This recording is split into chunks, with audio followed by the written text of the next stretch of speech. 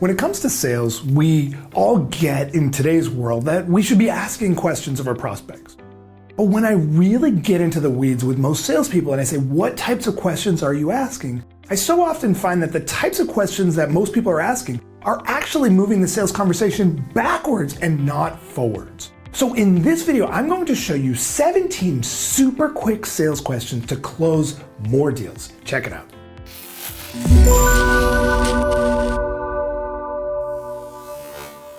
Number one, tell me more.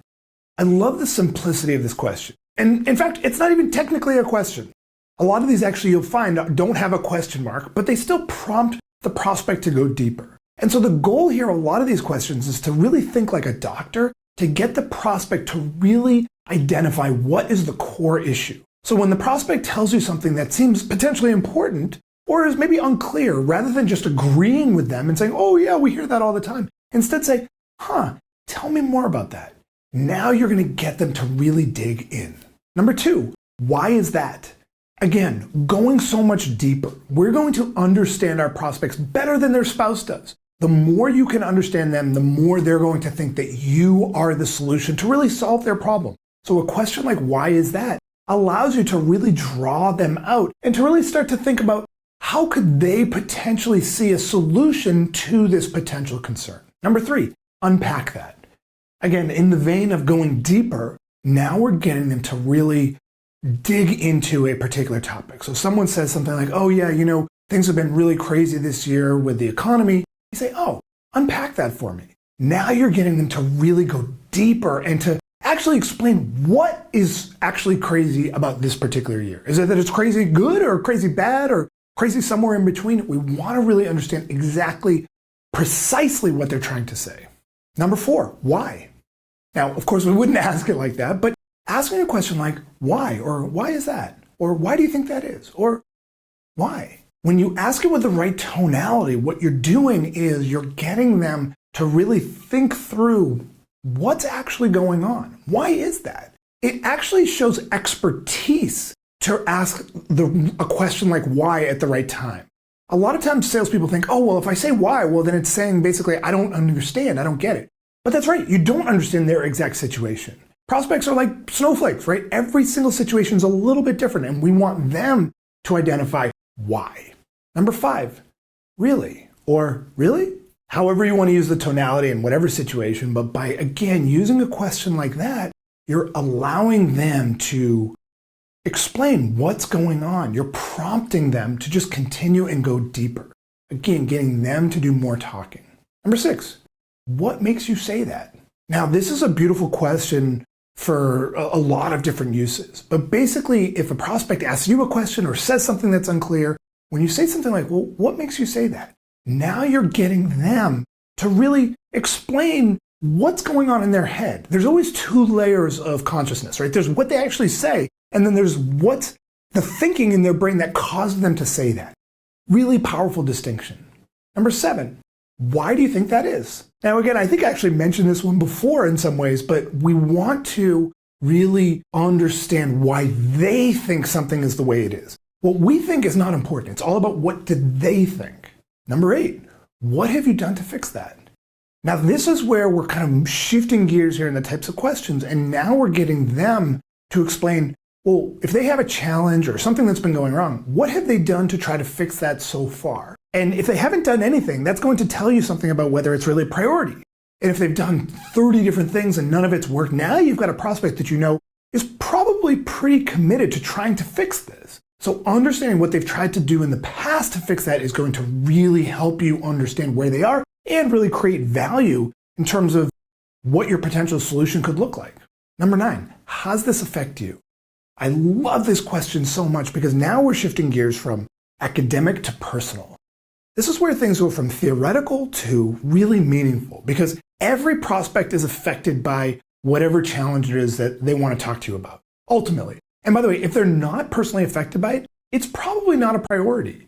So how does this affect you is a great question because it's going to gauge how important it is to them. Right? I mean, you don't have to find out the most personal details of their life, but you do want to understand how is this issue affecting them? And tonality really matters with this. If you just say, well, how's this affect you? Right now, they're gonna react to that. But if you say, how's this affect you? Right now, you're getting them to really open up. Number 10, what have you done to solve this? Now, it's just another spin on one of the earlier questions, but I love the simplicity of it. And it's basically, again, getting the prospect to tell you where they are in the process of solution here. Really powerful. Number 11, what's your top priority? So I love this question because now what it's doing is it's forcing the prospect to think through, well, what is their top priority? Not what are your priorities, right? It's what's your top priority? Again, you're not going to use this question every single time with every single prospect, but when a prospect is a little unclear on what their challenge is or what they're looking to accomplish, by getting them to really clarify what their top priority is, it allows you to really be the expert, almost like the consultant, to really help them determine, okay, this is the thing that I most want to fix. Number 12, do you have your calendar on you? This is one of my favorite questions. I use this all the time with prospects, particularly as it pertains to scheduling next steps. Because one of the beautiful things about it is that in today's world, every prospect has their calendar on them, right? They have their cell phone, they have their computer, of course they have their calendar on them. But what it's doing is prompting them to basically say yes, and now you can use that to schedule your next step. Because you always want to have that next step scheduled with a calendar invite, and you want to make sure it's at a time and date that's going to work for both of you. So a question like, do you have your calendar on you, now is prompting a really strong next step. Number 13, does this all make sense so far? I love this question, particularly at a point in the sales conversation where you're doing more presenting. So if you're presenting, you're offering, we don't want to be just doing one long monologue. So what we want to do is you're going to present something that your offering does, and then it's like, okay, so does this all make sense so far? And what they're typically going to do is nod and be like, yes. Or if they say no, you also want to know that, right? So if you ask this in the right way, what you're doing is you're basically taking their temperature along the way, and you're getting feedback, and you're making it a two-way conversation. Number 14, do you see what I mean by that? Again, in the same vein, but a different way of asking. We call these feedback loops in the Sales Insights method, where now you're presenting a particular piece and you say, okay, so this is what we're going to do in this situation. Do you see what I mean by that? Right? And they're going to be prompted to say yes, and they might give you some feedback, which is really valuable. The more you get your prospects talking during your presentations, the more effective and likely you are to actually close those presentations. Number 15, how do you typically make decisions like this? So this is one of my favorite decision questions, because it's not saying, are you the decision maker? And it's not saying, what's your decision-making process? It's more just kind of like a nice, gentle way of understanding how they would typically make a decision like this. You're going to understand now more about who's involved, how they typically do it. It's a really, really powerful and simple decision question that's going to help them also clarify what their process is going to be. Number 16, what's a realistic time frame for this? So now what you're doing is you're combining decision-making with priority to really understand basically what from their perspective is the time frame that they're looking for. It may be faster than you expected, or it may be slower than you expected, or maybe just in alignment with where you want to be, or maybe they're just open. But by doing this, what you're doing is you're avoiding presenting an option that's going to be not to their liking, right? Because if they want to move really quickly and you offer something really slow, that's not good. And if they want something that's maybe in a couple months from now, but you're offering something to close tomorrow, that's probably not useful either. So we want to make sure we're finding out from them what their time frame is. Number 17, what would you like to do next?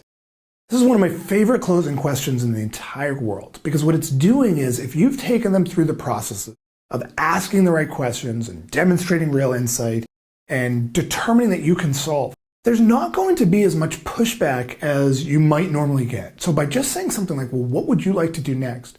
Now you're giving them the opportunity to basically lay out, okay, what are the next steps?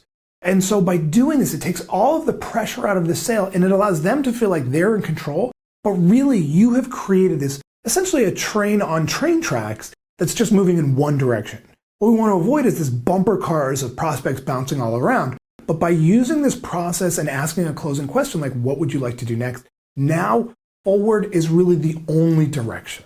So there are 17 super quick sales questions to close more deals. And if you enjoyed this video, they have an amazing free training on the step-by-step formula to closing more deals. Just click right here to get registered instantly. Seriously, just click right here. This is an in-depth training that will help you close more deals at higher prices, all while generating more meetings. Also, if you got some value, please like this video below on YouTube and be sure to subscribe by clicking my face, which should be right about here, to get access to a new video just like this one each week.